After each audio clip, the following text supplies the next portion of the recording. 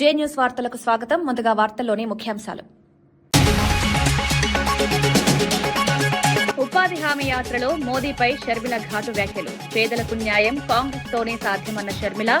కేంద్ర విధానాలు పేదలకు విరుద్ధమన్న ఆరోపణ. ఉపాధి హామీ రక్షణ కోసం పోరాటం హామీ. దానంపై అనర్హత వేటు ఖాయమన్న కౌశిక్ రెడ్డి. సాక్ష్యాలతో కేసు బలంగా ఉందన్న ఎమ్మెల్యే. ఖైరతాబాద్ లో ఉప ఎన్నిక తప్పదన్న వ్యాఖ్య. సుప్రీంకోర్టు పరిణామాలపై అందరి దృష్టి.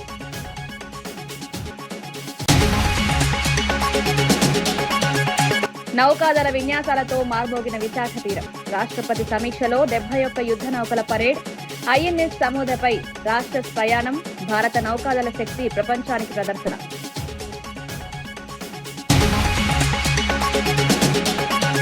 ప్రమాద బాధిత కుటుంబానికి న్యాయం చేస్తామన్న నేత. బస్ యాజమాన్యంపై గ్రామ నాయకుల ఆందోళన. కంపెనీపై చర్యలు తీసుకోవాలన్న డిమాండ్. బాధిత కుటుంబానికి భరోసా ఇచ్చిన నరేంద్ర.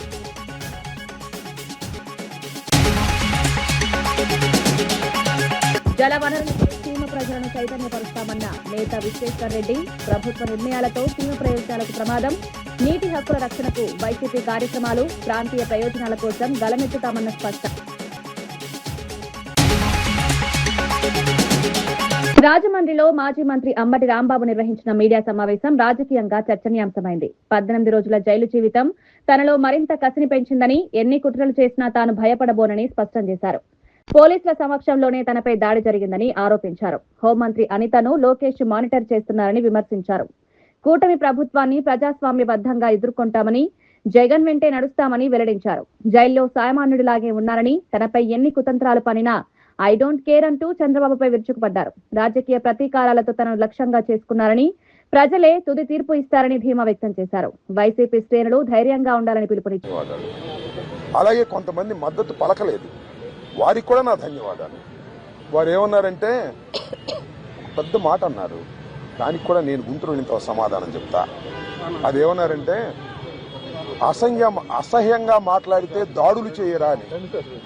అసహ్యంగా మాట్లాడితే దాడులు చేయదలుచుకుంటే ఎంతమంది మీద చేయాలి? అసహ్యంగా మాట్లాడే వాళ్ళ మీద అది ఒక అంశం. వాళ్ళకు కూడా నేను రేపు నా సమాధానాన్ని తప్పనిసరిగా చెప్తా. 18 రోజులు నన్ను జైల్లో పెడితే నేను భయపడతా అనుకున్నారేమో. భయపడే ప్రశ్న ఈ అంబటి రాంబాబుకు ఉద్భవించదని మనవి చేస్తున్నా. ఎందుకంటే ఈ చంద్రబాబు నాయుడు గారి ప్రభుత్వం వచ్చినప్పుడే జైల్లో ఉండటానికి సిద్ధపడ్డానని కూడా ఈ సందర్భంగా మనవి చేస్తున్నా. నన్ను హింసించాలని, నన్ను జైల్లో పెట్టాలని చంద్రబాబు, లోకేష్ ఎప్పటి నుంచో ప్రయత్నం చేస్తున్నారు. ఎక్కడో దొరికాను, లోపల పెట్టారు. చూద్దాం, టైం విల్ కమ్ అగైన్. పరిస్థితులు మళ్ళా మారతాయి. ఈ పాపానికి వారు పరిష్కారం చేయక తప్పదని కూడా ఈ సందర్భంగా నేను మనవి చేస్తున్నాను. రాజమండ్రి సెంట్రల్ ప్రిజన్ నాకు పట్టుదలను పెంచే ఒక శిక్షణా కేంద్రం అని కూడా ఈ సందర్భంగా నేను మనవి చేస్తుంది. మరింత పట్టుదలగా, మరింత కసిగా ఎన్ని కేసులు పెట్టినా, ఎన్ని రోజులు జైల్లో ఉన్నా ఒక్క అడుగు కూడా వెనక్కు వెయ్యను. జగన్మోహన్ రెడ్డి గారి నాయకత్వంలో ఈ కూటమి ప్రభుత్వాన్ని ప్రజాస్వామ్యబద్ధంగా కూల్చేంత వరకు ఈ పోరాటం ఆగదు. ఎన్నిసార్లు జైల్లో పెట్టినా వెనక్కు వెళ్లే ప్రశ్న లేదు. అన్యాయంగా, అక్రమంగా జైల్లో పెట్టారు. నా ఇల్లు దహనం చేయడానికి ప్రయత్నం చేశారు, నా కార్లు బగలగొట్టారు, నా ఆఫీస్ బగలగొట్టారు, నా పెళ్ళాం బిడ్డల్ని తరిమి కొట్టారు, నన్ను చంపడానికి ప్రయత్నం చేశారు, తీసుకొచ్చి జైల్లో పెట్టారు. ఏమైంది? ఏమైద్దని అడుగుతా ఉన్నా. చంద్రబాబు నాయుడు అడుగుతా ఉన్నా, లోకేష్ని అడుగుతా ఉన్నా. ఏమైద్ది? ఏమీ కాదు. మళ్ళా కాలం తిరిగి వస్తుంది. అన్నిటికీ సమాధానం ఇవాళ చాలామంది మిత్రులు మాట్లాడారు. బయట జరిగిన సంఘటనలు నాకు తెలియదు, చాలా తక్కువ మాత్రమే, పేపర్లో ఉన్నవి మాత్రమే నేను తెలుసుకున్నాను. జైలు జీవితాన్ని నేను అనుకోకండి, ఎంజాయ్ చేశాను. ఎంత కఠినంగా ఉన్నా ఎంజాయ్ చేశాను. ఎందుకంటే ఒక రాజకీయ స్ఫూర్తితో రాజకీయాల్లోకి వచ్చినటువంటి వ్యక్తిని నేను.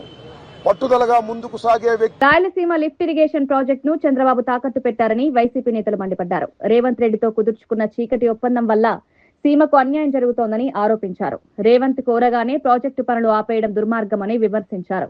దీనిపై చంద్రబాబు క్షమాపణ చెప్పాలని డిమాండ్ చేశారు. జగన్ హయాంలో ప్రారంభించిన ఈ ప్రాజెక్టు రక్షణ కోసం ఉద్యమాన్ని ఉధృతం చేస్తామని హెచ్చరించారు. రాయలసీమ ప్రజల నీటి హక్కులను కాపాడేందుకు రాజకీయ పోరాటం చేస్తామని స్పష్టం చేశారు. ఈ అంశంపై రాష్ట్ర వ్యాప్తంగా ఆందోళనలు చేపట్టే అవకాశం ఉందని సూచించారు. అని చెప్పేదే కాకుండా ఈరోజు 8 టీఎంసీలు అంటే హైడ్రల్ ప్రాజెక్టుతో కలిసి చేసే 8 రోజుకి ఎత్తేసేదే కాకుండా ఇంకా కూడా 2-3 ప్రాజెక్టులు ఇంకా అదనంగా కూడా ఇంకా 2-3 టీఎంసీలు అనేది కూడా కొట్టేదానికి కూడా ప్రాజెక్టులు కూడా ప్రారంభిస్తానని చెప్పేసి స్వయంగా రేవంత్ రెడ్డి గారే ప్రకటించడం కూడా జరిగింది. ముఖ్యమంత్రిగా చంద్రబాబు నాయుడు దాన్ని ఖండిస్తారని చెప్పేసి ఈ రాష్ట్ర ప్రయోజనాలు ముఖ్యంగా రాయలసీమ యొక్క ప్రయోజనాలు కరువు పీడిత ప్రాంతమైన రాయలసీమ ప్రయోజనాలు కూడా కాపాడుతాడని చెప్పేసి మేము అందరూ కూడా అనుకుంటే దానికి విరుద్ధంగా కూడా ఎందుకంటే ఇతను సహజంగా కూడా వ్యవసాయమే దండగా అని చెప్పేవాడు, ఆ అభిప్రాయంతో ఉండేవాడు. ఈ నీటి ప్రాజెక్టులకు వేల కోట్ల రూపాయలు పెట్టడమే దండగానే ఒక అభిప్రాయంతో ఉండేవాడు. కాబట్టి 20 టీఎంసీల కోసం మేము రాయలసీమ ప్రాజెక్ట్ అనేది కూడా అవసరమా అని చెప్పి మళ్ళీ కూడా ఈరోజు ప్రజల్నే అంటే రాయలసీమ ప్రజల్నే కూడా ప్రశ్నించే విధంగా కూడా స్వయంగా ఈ రాష్ట్ర ముఖ్యమంత్రి చంద్రబాబు నాయుడు గారు మాట్లాడడం అత్యంత దురదృష్టకరమైంది. కూడా వైఎస్ఆర్ కాంగ్రెస్ పార్టీ కావచ్చు, అన్ని రాజకీయ పార్టీలు ముఖ్యంగా ఈ రాయలసీమను క్షేమం కోరే వాళ్ళు వెల్విషర్స్ అందరూ కూడా ముందు చూపుతో కూడా వెంటనే ఈరోజు రాయలసీమ ప్రాజెక్టు వెంటనే చేసి దినానికి అది కూడా 3 టీఎంసీలు చేసే సామర్థ్యం అంటే మొత్తం 7 టీఎంసీలు చేసే సామర్థ్యంతో మీరు వెంటనే కూడా పనులు ప్రారంభించి వెంటనే పూర్తి చేయాలని చెప్పేసి అడుగుతూ ఉన్నా కూడా ఈ రాష్ట్ర ప్రభుత్వానికి అనేది కూడా ఎక్కడ కానీ చీమ కుట్టినట్లు కూడా లేదుకోనే కాకుండా ఎవరైతే అడుగుతున్నారో ఆ రాజకీయ పార్టీలపైన ఆ నాయకులపైన కూడా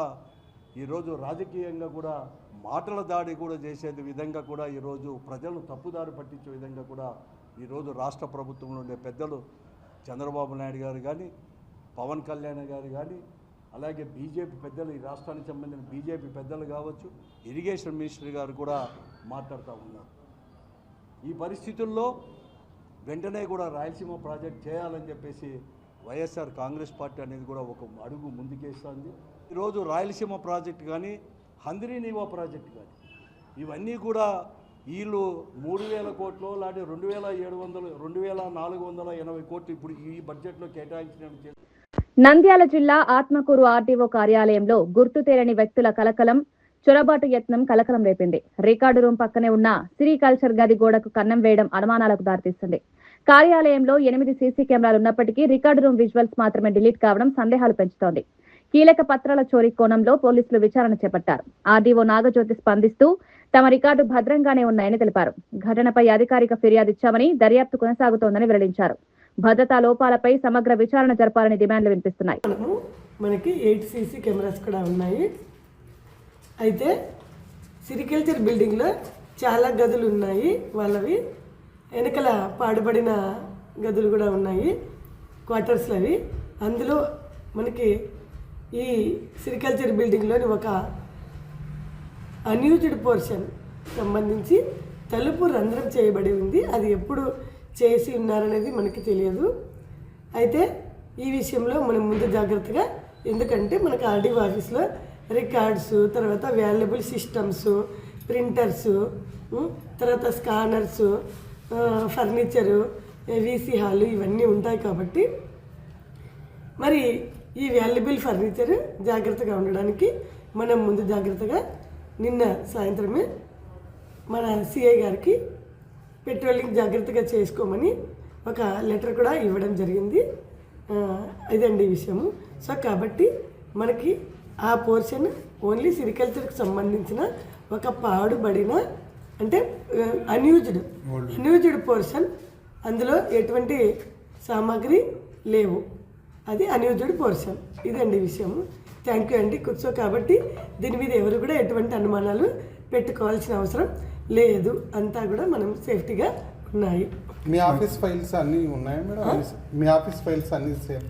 మా రూమ్కి ఆ పాడుబడిన బంగ్లాకి ఎటువంటి సంబంధం లేదండి, అది వేరే పోర్షను. కాబట్టి ఈ మన ఆఫీస్కి సంబంధించింది కదా. అయితే అనుమానం కొంతమంది ఏదో ఫేక్ న్యూస్గా నడుస్తుందని చెప్పడంతో మేము ఇప్పుడు మనకి నంద్యాల జిల్లా కానాలపల్లిలో ఉపాధి హామీ పరిరక్షణ యాత్ర చేపట్టిన ఏపీ కాంగ్రెస్ అధ్యక్షురాలు వైఎస్ షర్మిల తీవ్ర వ్యాఖ్యలు చేశారు. పథకాన్ని యథావిధిగా కొనసాగించాలని గ్రామస్తులు కోరగా కాంగ్రెస్ తోనే పేదలకు న్యాయం జరుగుతుందన్నారు. ప్రధాని మోదీపై విమర్శలు చేస్తూ గాంధీని చంపిన గాడ్సేకు గాంధీ ఆశయాలను చంపుతున్న మోదీకి తేడా లేదని మండిపడ్డారు. భవిష్యత్తులో జాబ్ కార్డులపై గాడ్సే బొమ్మ వచ్చినా ఆశ్చర్యం లేదని వ్యాఖ్యానించారు. ఉపాధి హామీ పథకం రక్షణ కోసం కాంగ్రెస్ పోరాడుతుందని స్పష్టం చేశారు. కేంద్ర విధానాలకు పేదలు విరుద్ధమని ఆరోపించారు. అయితే మహాత్మా గాంధీని ఒక ఆర్ఎస్ఎస్ సభ్యుడు నాథురామ్ గాడ్సే చంపేశాడో అలాగే మహాత్మా గాంధీ పేరు ఉన్న ఈ ఉపాధి హామీ పనిని నరేంద్ర మోడీ గారు చంపేస్తున్నారు. నాథురామ్ గాడ్సేకి నరేంద్ర మోడీకి పెద్ద తేడా లేదు. ఇద్దరు గాంధీని గాంధీ ఆశయాలను చంపేస్తున్న వాళ్ళే. ఇప్పుడు జాబ్ కార్డుల మీద గాంధీ తాత బొమ్మ ఉందట, అవునా? ఇక మీదట ఆ బొమ్మ ఉండదు. నరేంద్ర మోడీ బొమ్మ ఉంటది కావచ్చు, లేక గాడ్సే బొమ్మ ఉంటది కావచ్చు, తెలియదు. కానీ ఒక పథకాన్ని కూనీ చేయటం లేదు, ఈ పథకంలో ఉన్న సారాన్ని మొత్తము తీసేస్తున్నారు. కాంగ్రెస్ పార్టీ తెచ్చిన ఉపాధి హామీ పనికి ఇప్పుడు బీజేపీ తెస్తున్న ఈ కొత్త చట్టానికి చాలా తేడా ఉంది. నక్కకు నాగలోకానికి ఉన్నంత తేడా ఉంటుంది. ఎందుకంటే రాజశేఖర రెడ్డి గారు కాంగ్రెస్ పార్టీ తెచ్చిన ఉపాధి హామీ పనిలో గ్రామానికి సంబంధించిన పనులు జరిగేవి. అంటే గ్రామంలో పొలిమేర పని చేసుకోవాలన్నా లేక ఒక బావితో. ఎమ్మెల్యే దానం నాగేందర్ అనర్హత కేసులో కొత్త ట్విస్ట్ చోటు చేసుకుంది. బీజేపీ ఎల్పీ నేత ఏలేటి మహేశ్వర్ రెడ్డి మాట్లాడుతూ దానంను సస్పెండ్ చేస్తూ సుప్రీంలో బీఆర్ఎస్ అఫిడవిట్ ఇచ్చిందని ఆరోపించారు. ఈ అంశం తెలుసా అంటూ క్రాస్ ఎగ్జామినేషన్ లో దానం అడ్వకేట్లు ప్రశ్నించారని తెలిపారు. బీఆర్ఎస్ ఈ విషయాన్ని ఎందుకు దాచిపెట్టిందని ప్రశ్నించారు. సుప్రీంలో అఫిడవిట్ ఇచ్చుంటే దానంపై కేసే ఉండదని వ్యాఖ్యానించారు. ఈ వ్యవహారం రాజకీయంగా కొత్త చర్చకు దారితీసింది. తదుపరి విచారణపై అందరి దృష్టి నిలిచింది. ఇన్వైట్ చేసి పొద్దున్న 11 గంటల నుంచి ఇప్పటి వరకు మరి అనేకమైనటువంటి ప్రశ్నలతోటి కన్ఫ్యూజ్ చేసేటువంటి ప్రయత్నం చేశారు తప్ప వాస్తవంగా మరి సుమోటగా తీసుకొని వెంటనే డిస్క్వాలిఫై చేసే విధంగా అన్ని ఆధారాలు ఉన్నప్పటికీ ఎలాంటి ఆలోచనలు లేకుండా మరి ఈరోజు స్పీకర్ గారు, క్వాసీ జ్యుడిషియల్ పవర్ ఉన్నటువంటి స్పీకర్ గారు ఈరోజు ఒక నిర్ణయాన్ని ఏ రకంగా వాయిదా వేయాలా, ఏ రకంగా డ్రాగ్ చేయాలా, ఏ రకంగా దీనిని నీరుగార్చాలనే ఆలోచన మాత్రమే చేస్తున్నట్టుగా స్పష్టమవుతున్నది. కూటమి ప్రభుత్వం రాయలసీమకు వ్యతిరేక నిర్ణయాలు తీసుకుంటోందని సింగనమల వైఎస్ఆర్సీపీ ఇన్ఛార్జ్ సాకి శైలజానాథ్ ఆరోపించారు. ఇద్దరు తెలుగు ముఖ్యమంత్రులు చంద్రబాబు, రేవంత్ రెడ్డి కలిసి సీమకు నీళ్లందకుండా కుట్ర చేస్తున్నారని విమర్శించారు. జలవనరుల విషయంలో ప్రాంతీయ అన్యాయం జరుగుతోందన్నారు. రాయలసీమ ప్రజల హక్కులను కాపాడేందుకు రాజకీయంగా పోరాటం చేస్తామని స్పష్టం చేశారు. నీటి సమస్యపై రాష్ట్ర వ్యాప్తంగా ఉద్యమాన్ని చేపడతామని హెచ్చరించారు. సీమ అభివృద్ధిని అడ్డుకునే ప్రయత్నాలు ప్రజలు తిప్పికొడతారని పేర్కొన్నారు. రాయలసీమ ప్రజల యొక్క గొంతుకి తడి రాకూడదు. రాయలసీమ ఎత్తిపోతల పథకాన్ని ఆపేయాలి, మీరు ఆపేయండి అని ఆయన చెప్పడం, మన ముఖ్యమంత్రి గారు తల ఊపడం, పనులు ఆపేయడం, చివరికి ఇంకా చాలా దూరం వెళ్ళి ఆయన రాయలసీమ ప్రజలకు క్షమాపణ చెప్పాల్సింది పోయి రాయలసీమ ఎత్తిపోతల పథకం దేనికి పనికొస్తుంది 20 టీఎంసీల నీళ్ళు అనే విధంగా మాట్లాడడం అన్నది ఇక్కడ మనం అందరం గమనించాలి. 841 అడుగుల్లో నీళ్ళు వస్తేనే కొట్టుకునే పోతిరెడ్డిపాడు, తెలంగాణ 758 నుంచి ఆ పైన కొట్టుకుంటా వస్తూ ఉంటే 8 టీఎంసీలు పోతే ఏదో ఒక రోజున పోతిరెడ్డిపాడుకు ఒక చుక్క నీళ్లు కూడా రాని పరిస్థితులు ఉంటే ఒక విజన్తో జగన్మోహన్ రెడ్డి గారు 80,000 క్యూసెక్కులతో నీళ్లు పంపు చేసుకొని ఆల్రెడీ ఎస్టాబ్లిష్ అయిన ప్రాజెక్టులకి స్టెబిలైజ్ చేయాలి, వాడికి ఇన్సూరెన్స్ లాగా వాడికి నీళ్ళు ఇవ్వాలని ఒక తపన పడితే అనంతపురం వాళ్ళుగా వెంకటరామరెడ్డి గారు లాంటి నీటి నిపుణులతో మాట్లాడినప్పుడు, మా ప్రిన్సిపాల్ గారు లాంటి వాళ్ళు చెప్పిన మాటలు లేక విశ్వన్న చెప్పిన మాట్లాడినప్పుడు అవసరమైతే మనం కూడా ఒక 3-4 మిషన్లు పెట్టుకొని ఎత్తిపోతలు అక్కడి నుంచి బనకచెర్ల నుంచి పోతేటిపాళ్ళకి కొట్టుకుంటే మనకి భవిష్యత్తులో నీళ్లు ఉంటాయి, మనకి ప్రాణమైన హంద్రిని ఇవ్వకన్న అంశాలని కూడా పక్కకు పెట్టి ఈ రోజున రాయలసీమకు వ్యతిరేకంగా మాట్లాడడం జరుగుతూ ఉంది. రాయలసీమ ప్రజలు దీన్ని గమనించాలి. మనల్ని మభ్యపుచ్చి ఎవరి పరిపాలన వాళ్ళు చేసే కార్యక్రమం ఉంటుంది. ఇక్కడ ఆఖరికి స్పష్టమైన అవగాహన ఉండాలి. 10 ఏళ్లలో నల్గొండను ఇండస్ట్రియల్ హబ్ గా అభివృద్ధి చేస్తామని రోడ్లు భవనాల శాఖ మంత్రి కోమటిరెడ్డి వెంకటరెడ్డి తెలిపారు. శివాజీనగర్ పద్మావతి కాలనీలో 1.3 కోట్లతో నిర్మించనున్న నూతన పార్కుకు శంకుస్థాపన చేశారు. 2 ఏళ్లలో నల్గొండను స్మార్ట్ సిటీగా తీర్చిదిద్దుతామని స్పష్టం చేశారు. బాలికల జూనియర్ కళాశాల వార్షికోత్సవంలో పాల్గొని విద్యార్థులు మంచి మార్కులతో పాటు కమ్యూనికేషన్ స్కిల్స్ పెంపొందించుకోవాలని సూచించారు. నగరంలో శాంతి భద్రతలు కాపాడుతామని హామీ ఇచ్చారు.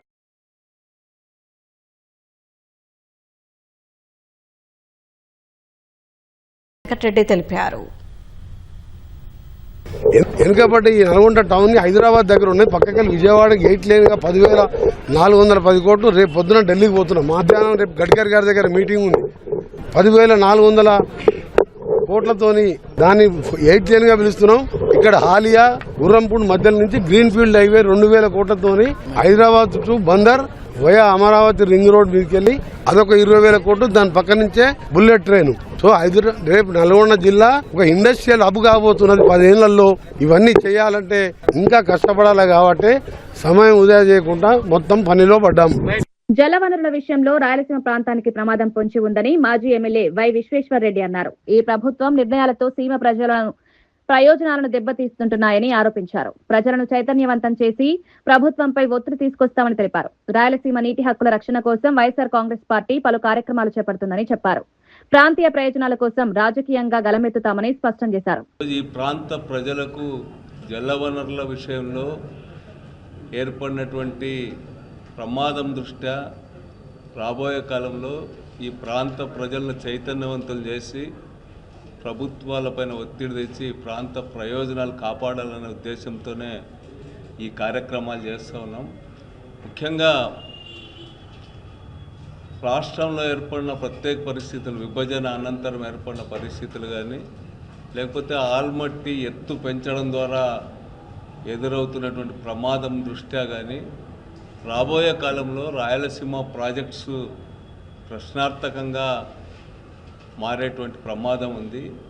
ప్రత్యేకించి ఈ సందర్భంలో ఈ విధంగా సంకుచిత ప్రయోజనాల కోసం రాజీ పడి ఈ ప్రాంతానికి ద్రోహం చేయడం అనేటువంటిది చాలా తీవ్రమైనటువంటి విషయంగా మనందరం కూడా పరిగణించాల్సి వస్తుంది. రాయలసీమ ప్రాజెక్టులకు ఈరోజు ఏర్పడిన ప్రమాదం గురించి ఇంతకుముందు కూడా మా లీడర్స్ అంతా కూడా తెలియజేయడం జరిగింది. ముఖ్యంగా చంద్రబాబు నాయుడు గారు ముఖ్యమంత్రి అయిన తర్వాత ఏ ప్రభుత్వం అయినా కానీ అంతకుముందు ప్రభుత్వం ఏదైనా పాజిటివ్గా చేస్తే వాటిని ముందుకు తీసుకుపోవాలా. పార్టీలు మారుతూ ఉండొచ్చు, ప్రభుత్వం అనేటువంటి శాశ్వతమైంది. అట్లాంటిది రాయలసీమ ప్రాజెక్టు విషయంలో 3,000 కోట్ల టెండర్స్ పిలిచి 1,000 కోట్ల రూపాయలు. దానంపై అనర్హత వేటు ఖాయమన్న కౌశిక్ రెడ్డి. దానం నాగేందర్ కాంగ్రెస్ తరపున సికింద్రాబాద్ పార్లమెంటు పోటీలో నిలబడి 4,29,000 ఓట్లు పొందినట్లు సాక్ష్యాలతో చూపించామని ఎమ్మెల్యే కౌశిక్ రెడ్డి తెలిపారు. ఖచ్చితంగా దానంపై అర్హత వేటు పడుతుందని ధీమా వ్యక్తం చేశారు. ఖైరతాబాద్ లో ఉప ఎన్నిక తప్పదన్నారు. సుప్రీంకోర్టు పరిణామాలపై స్పష్టత వస్తుందని పేర్కొన్నారు. ఈ వ్యవహారం రాజకీయంగా కీలక మలుపు తీయనుందని వ్యాఖ్యానించారు. వారు ఒక్కటే అడుగుతా ఉన్నారు, మీరు పిటిషన్ ఇచ్చిర్రు కానీ వారి కప్పుకున్న కండువ మీద హ్యాండ్ సింబల్ లేదు కదా, మరి కాంగ్రెస్ పార్టీ కండువ కాదు కదా అని అంటా ఉన్నారు. నేను క్లియర్గా చెప్పిన కాంగ్రెస్ పార్టీ కండువ అంటేనే ట్రై కలర్ కండువ.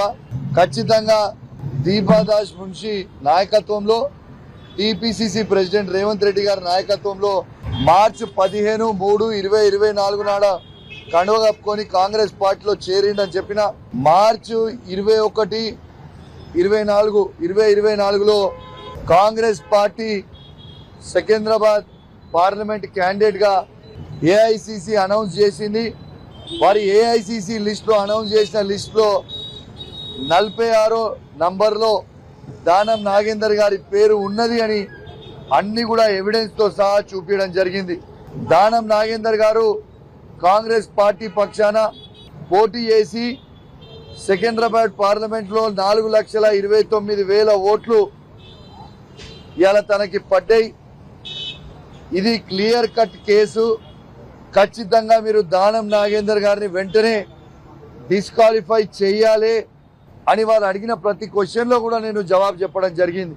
నాకు పూర్తి నమ్మకం విశ్వాసం ఉన్నది, ఖచ్చితంగా స్పీకర్ గారు దానం నాగేందర్ గారిని డిస్క్వాలిఫై చేస్తారని. రేవంత్ రెడ్డి గారు పిసిసి ప్రెసిడెంట్ గా ఉన్ననాడు రేవంత్ రెడ్డి గారే స్వయంగా స్టేట్మెంట్ ఇచ్చిండ్రు, పార్టీ మారిన వాళ్ళని రాళ్లతోని కొట్టి చంపండి అని చెప్పిండు ఆ రోజు. మరి ఆ రోజు రేవంత్ రెడ్డి గారు చెప్పిన మాటకి ఈ రోజు రేవంత్ రెడ్డి గారు ఏం చేస్తున్నారని నేను అడుగుతా ఉన్నాను. మరి బీఆర్ఎస్ పార్టీ నుంచి చేర్చుకున్న 10 మంది ఎమ్మెల్యేలని మరి ఎందుకు రాళ్లతోని కొట్టి చంపుతలేవు రేవంత్ రెడ్డి గారు అని నేను అడుగుతా ఉన్నాను. ఖచ్చితంగా దానం నాగేందర్ గారిని డిస్క్వాలిఫై అవుడు పక్కా, ఖైరతాబాద్ లో బై ఎలక్షన్స్ వచ్చుడు పక్కా అని చెప్పి సందర్భంగా తెలియజేస్తూ, కానీ ఖచ్చితంగా చెప్తున్నా, మీరు ఎన్ని చిల్లర పనులు చేసినా ఎన్ని దొంగ నాటకాలు చేసినా ఖచ్చితంగా వచ్చే అసెంబ్లీ ఎన్నికలలో మాత్రం ఖచ్చితంగా మీకు ప్రజలు బుద్ధి చెప్పబోతా ఉన్నారని చెప్పి సందర్భంగా తెలియజేస్తూ సెలవు తీసుకుంటా ఉన్నాను. జై తెలంగాణ, జై కేసీఆర్. సీఎం రేవంత్ రెడ్డి కేవలం ప్రకటనలు ఆర్భాటాలకే పరిమితమయ్యారని ఎమ్మెల్యే కేపీ వివేకానంద్ విమర్శించారు. హైడ్రా పేరుతో హైడ్రామా చేశారని అన్నారు. పార్కులకు ఫెన్సింగ్ వేసి గొప్ప పని చేసినట్లు ప్రచారం చేసుకుంటున్నారని ఎద్దేవా చేశారు. మూసీ సుందరీకరణ పేరుతో హడావిడి చేసి ఇప్పుడు మౌనం పాటిస్తున్నారని పేర్కొన్నారు. హైదరాబాద్ అభివృద్ధిపై స్పష్టమైన దిశానిర్దేశం లేదని ఆరోపించారు. నగర పరిపాలనపై అవగాహన ఉన్న మంత్రి కేబినెట్ లో లేడని వ్యాఖ్యానించారు. ముఖ్యమంత్రి గారు ఆర్భాటాలు చేసి పెద్ద ఎత్తున హంగామా చేసి మేము ఇది చేయబోతున్నాం అది చేయబోతున్నాం అని చెప్పి ప్రజలని మభ్యపెట్టి మోసం చేసే ప్రయత్నమే చేస్తున్నదే తప్ప చేసింది ఏమీ లేదని చెప్పి స్పష్టంగా తెలియజేస్తా ఉన్నాను. మొదట మెట్రో పనుల గురించి మరి నిన్న ముఖ్యమంత్రి గారు సమీక్ష నిర్వహిస్తూ ఈ మెట్రో గురించి ఎక్కడ కూడా ప్రస్తావించినట్టు కనపడతలేదు. మెట్రో ఒక్క అడుగు కూడా ముందు పడతలేదు. మెట్రో పనులు, మెట్రో ఎక్స్పాన్షన్ పనులు ఎక్కడికక్కడ పెండింగ్ పడిపోయినాయి. గతంలో కేసీఆర్ గారి నాయకత్వంలో కేంద్ర ప్రభుత్వం సహకరించకున్నా రాష్ట్ర ప్రభుత్వం నిధులతోని మాక స్వయం శక్తితోని మెట్రో ఫేజ్ 1 ని పూర్తి చేసి ప్రజలకు అందుబాటులో తీసుకొచ్చినటువంటి ఘనత మరి ఆ రోజు మా కేసీఆర్ గారి నాయకత్వంలో అప్పుడున్నటువంటి పురపాలక శాఖ మంత్రి కేటీఆర్ గారి నాయకత్వంలో పూర్తి చేసిన సంగతి గుర్తు చేస్తా ఉన్నాను. మెట్రో పనులు గతంలో మంజూరైన పనులని క్యాన్సిల్ చేసి మరి చేపట్టినటువంటి పనులు ఎక్కడికక్కడ ఆగిపోయి నత్తనడకన నడుస్తూ ముందు పోలేని పరిస్థితి ఉన్నది. మరి అక్కడ నార్త్ హైదరాబాద్ కి ప్రధానంగా డిమాండ్ ఉన్నది. దాని గురించి ఎక్కడ కూడా ప్రస్తావన గానీ ప్రయత్నం గానీ కనబట్టలేదు. దీని బట్టి స్పష్టంగా అర్థమవుతోంది ముఖ్యమంత్రి గారు మెట్రో ఎక్స్పాన్షన్ చేయడంలో విఫలమవుతున్నాడు అని చెప్పి స్పష్టంగా తెలుస్తా ఉంది. రెండోది మూసీ అని చెప్పి అరాచకం సృష్టించినటువంటి ముఖ్యమంత్రి గారు మూసీ పనులు కేవలము కాగితాలకే పరిమితం అవుతా ఉన్నది. ఆ ఒక 3Dలో సినిమా చూపెట్టడానికి ప్రయత్నం పనికొస్తుంది తప్ప మూసీ పనులు అనేది అసలు ఎక్కడ కూడా జాడ లేదు. మూసీ ప్రక్షాళన పేరు మీద, మూసీ రివర్ ఫ్రంట్ పేరు మీద సృష్టించినటువంటి ఒక అరాచకం మామూలు విషయం కాదు. ఏ రకంగా పేదల ఇండ్లు కూలగొట్టినారో చూసినా కానీ ఒక్క పని కూడా ముందుకు పోవడానికి పరిస్థితి కనపడుతోంది మూసీ సంబంధించి. మరి మూడోది ఇన్ఫ్రాస్ట్రక్చర్ సంబంధించిన హెచ్సిటీ అయినా నామకరణం చేసి మేము గతంలో చేసినటువంటి స్ట్రాటజిక్ రోడ్ డెవలప్మెంట్ ప్రోగ్రామ్ కానీ స్ట్రాటజిక్ నాలా డెవలప్మెంట్ ప్రోగ్రామ్ కింద ఎంతో పెద్ద ఎత్తున పనులు చేసి ప్రజల మనల్ని పొందగలిగినాం. వాటిని పేరు మార్చి హెచ్సిటీ అనే పేరు తీసుకొచ్చి ఆ హెచ్సిటీ పనులన్నీ కూడా ఎక్కడికక్కడ కుంటపడిపోయినాయి. ఎక్కడ పనులు జరగట్నే లేదు, దాని గురించి ప్రస్తావన లేదు, దాని గురించి రివ్యూ లేదు. ఇప్పటి వరకు కూడా శాఖ మొత్తం ముఖ్యమంత్రి గారి దగ్గర దాన్ని పట్టించుకునే నాదుడే లేడు. హైదరాబాద్ చెందినటువంటి వ్యక్తి మంత్రి ఎవరు లేరు. అజరుద్దీన్ గారిని కేవలం నామాత్రం జూబ్లీ. రాష్ట్రంలో కాంగ్రెస్ పార్టీకి ప్రత్యామ్నాయం లేదని పిసిసి అధ్యక్షుడు మహేష్ కుమార్ గౌడ్ వెల్లడించారు. స్థానిక సంస్థల ఎన్నికల్లో పార్టీ బలం రుజువైందన్నారు. ఈ ఎన్నికల్లో 87.5% ఎస్సీ, ఎస్టీ, బీసీలకు టికెట్లు ఇచ్చామని తెలిపారు. అభ్యర్థులు ఎంపిక సర్వేలు స్థానిక పరిస్థితుల ఆధారంగా జరుగుతుందన్నారు. మంత్రివర్గంపై పీసీసీ జోక్యం ఉండదని స్పష్టం చేశారు. వికారాబాద్ లో డీసీసీ శిక్షణ తరగతులు నిర్వహిస్తామని అగ్రనేతలు ఖర్గే, రాహుల్ గాంధీలు హాజరవుతారని వెల్లడించారు. పార్టీ నిర్మాణం, సంక్షేమంపై ఢిల్లీలో సమీక్ష జరుగుతుందన్నారు.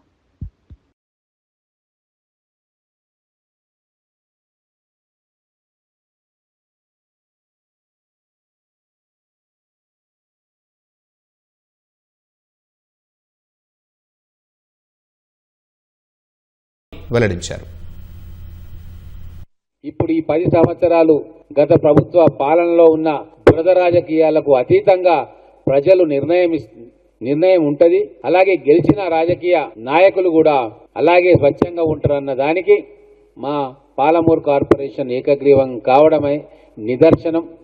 అలాగే కేటీఆర్ గారికి కూడా ఒక సూచన చేయదలుచుకున్నా. మీరు ఎన్ని ప్రగల్భాలు పలికినా, ఎన్ని తప్పుడు మాటలు చెప్పినా, సోషల్ మీడియాలో ఎన్ని అసత్యాలు ప్రచారం చేసినా ప్రజలు వాటిని నమ్మబోరు. మిమ్మల్ని బీఆర్ఎస్ పార్టీ నాయకుడిగా బీఆర్ఎస్ కార్యకర్తలు ఆమోదిస్తున్నారేమో కానీ ప్రతిపక్ష పార్టీలో ఉన్న మేజర్ నాయకుడిగా ప్రజలు మిమ్మల్ని అంగీకరించట్లేదు. ఈ వాస్తవాన్ని మీరు గ్రహించండి. విశాఖపట్నం తీరంలో ప్రతిష్టాత్మక ఇంటర్నేషనల్ ఫ్లీట్ రివ్యూ 2026 అత్యంత వైభవంగా జరిగింది. భారత రాష్ట్రపతి ద్రౌపది ముర్ము సమీక్షలో పాల్గొని 71 యుద్ధ నౌకల పరేడ్ ను వీక్షించారు.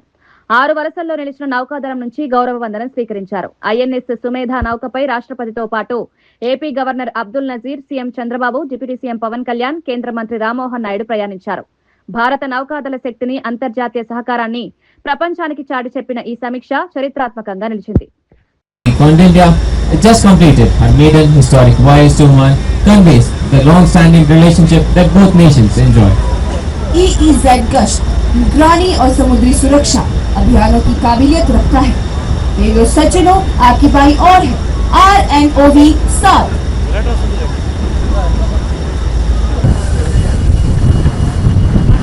भारत की संप्रभु उपस्थिति का प्रतीक है। వైఎస్ఆర్ జిల్లా కమలాపురం నియోజకవర్గంలో జరిగిన బస్సు ప్రమాదం అనంతరం బాధిత కుటుంబానికి న్యాయం చేయాలని గ్రామ నాయకులు ఆందోళనకు దిగారు. డిక్షన్ కంపెనీకి చెందిన రాజలక్ష్మి ట్రావెల్స్ బస్సు ప్రమాదం చేసి పట్టించుకోలేదని ఆరోపించారు. కమలాపురం ఇన్ఛార్జ్ నరేన్, రామాంజుల రెడ్డి కంపెనీ యాజమాన్యాన్ని కలిసి కుటుంబానికి న్యాయం చేయాలని డిమాండ్ చేశారు. బాధిత కుటుంబానికి భరోసా కల్పిస్తూ ఖచ్చితంగా న్యాయం జరిగేలా చూస్తామని తెలిపారు. గ్రామ నాయకులు పెద్ద సంఖ్యలో పాల్గొన్నారు.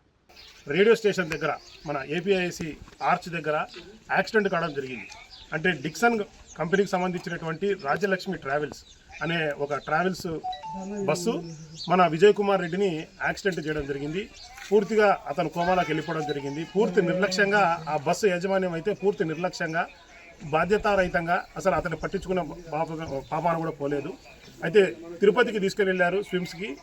ఆయన కోమాలోకి వెళ్ళిన తర్వాత నిన్నగాక మొన్న కోమా నుంచి బయటికి రావడం జరిగింది. పూర్తిగా ప్యారలైజ్ అయిపోయాడు విజయ్ కుమార్ రెడ్డి అనే వ్యక్తి. అతను పని చేస్తేనే అతనికి కూలి తినే పరిస్థితి. వాళ్ళ ఫాదర్ కూడా ఉన్నారు, వాళ్ళ ఇల్లు కూడా ఇక్కడే ఉంది. సో ఆ బస్సు యాజమాన్యం కావచ్చు, వాళ్ళ ఓనర్కి కావచ్చు, పలుసార్లు నేను కావచ్చు, గ్రామస్తులు కావచ్చు, అందరూ ఫోన్ చేసినా కానీ ఎటువంటి రెస్పాన్స్ ఇవ్వలేని పరిస్థితిలో ఇవాళ బస్సు రోకో చేయాల్సిన పరిస్థితి వచ్చింది. సో బస్సు రోకో చేసిన తర్వాత కంపెనీ యాజమాన్యం వాళ్ళు కూడా అందరూ కూడా రావడం జరిగింది. ఈరోజు పెసల్ల వాళ్ళ పల్లెకి వచ్చాము. విజయ్ కుమార్ రెడ్డిని కంపెనీ వాళ్ళు యాజమాన్యం వాళ్ళు కూడా వచ్చారు. ఈయన దిలీప్ అని చెప్పేసి కంపెనీ అడ్మిన్, ఇతను నరేష్ అని చెప్పేసి హెచ్ఆర్ మేనేజర్ డిక్సన్ కంపెనీకి, వారు కూడా రావడం జరిగింది. మా ప్రధానమైన డిమాండ్ ఏమిటంటే ఖచ్చితంగా విజయ్ కుమార్ రెడ్డి గారికి ఇప్పటికైతే ఎంతవరకైతే వైద్యం ఖర్చులైనాయో పూర్తిగా అది చెల్లించాలి. అతను పూర్తిగా ప్యారలైజ్ అయి ఉన్నాడు. అతన్ని మళ్ళీ తిరిగి అతను మంచి స్టేజ్కి వచ్చేంత వరకు, అంటే మళ్ళీ తిరిగి ఆయన పనులను చేసుకునే స్టేజ్కి వచ్చేంత వరకు కూడా ఆయనకు హాస్పిటల్ ఖర్చులు అయితే హాస్పిటల్ ఖర్చులు కావచ్చు, తర్వాత అతను పని చేసుకోలేకపోతున్నాడు కాబట్టి ఇన్ని రోజులకు అతనికి కాంపెన్సేషన్ కూడా డిక్సన్ వాళ్ళు లేకపోతే ఆ రాజలక్ష్మి ట్రావెల్స్ ద్వారా మీరు ఖచ్చితంగా ఇప్పించాలని చెప్పేసి మీ అందరికీ విజ్ఞప్తి చేస్తున్నాము. చాలా పూర్ ఫ్యామిలీ, మనం కూడా చూసాము. వాళ్ళ ఫాదర్ కూడా బైపాస్ సర్జరీ చేసుకొని ఉన్నారు. సో తప్పకుండా ఈ పేద ఫ్యామిలీని ఆదుకోండి. పూర్తిగా కూడా వైఎస్ఆర్సీపీ ప్రభుత్వంలోనే మన ఫ్యాక్టరీ కూడా రావడం జరిగింది. వార్తలు ముగించే ముందు ముఖ్యాంశాలు మరోసారి. ఉపాధి హామీ యాత్రలో మోదీపై షర్మిల ఘాటు వ్యాఖ్యలు. పేదలకు న్యాయం కాంగ్రెస్ తోనే సాధ్యమన్న షర్మిల, కేంద్ర విధానాలు పేదలకు విరుద్ధమన్న ఆరోపణ. ఉపాధి హామీ రక్షణ కోసం పోరాటం హామీ. దానంపై అనర్హత వేటు ఖాయమన్న కౌశిక్ రెడ్డి. సాక్ష్యాలతో కేసు బలంగా ఉందన్న ఎమ్మెల్యే. ఖైరతాబాద్ లో ఉప ఎన్నిక తప్పదన్న వ్యాఖ్య. సుప్రీంకోర్టు పరిణామాలపై అందరి దృష్టి.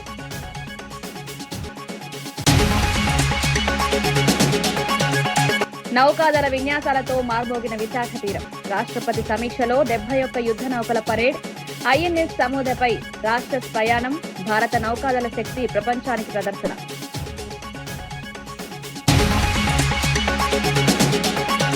ప్రమాద బాధిత కుటుంబానికి న్యాయం చేస్తామన్న నేత. బస్సు యాజమాన్యంపై గ్రామ నాయకుల ఆందోళన. కంపెనీపై చర్యలు తీసుకోవాలన్న డిమాండ్. బాధిత కుటుంబానికి భరోసా ఇచ్చిన నరేంద్ర.